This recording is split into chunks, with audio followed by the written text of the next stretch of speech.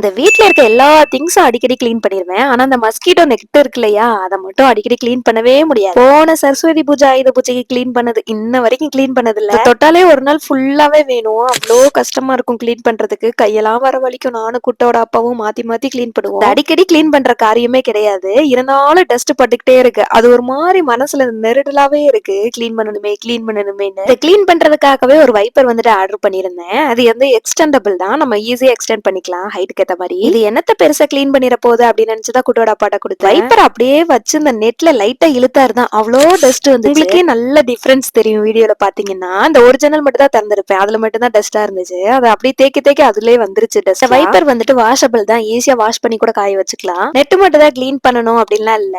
Class விண்டோலாம் இருந்துச்சுன்னா ஈஸியா clean பண்ணலாம். கிளீன் பண்றது வெளி கதவுல இருக்க நெட்டு நல்லாவே டிஃபரன்ஸ் தெரியும் பார்த்தா பாருங்க. பயங்கர யூஸ்ஃபுல்லா இருந்துச்சு. இதோட பிரைஸ் வந்துட்டு 130 rupees தான். உங்களுக்கு வேணும்னா லிங்க் கட் பண்ணுங்க. மறக்காம என்ன ஃபாலோ பண்ணிட்டு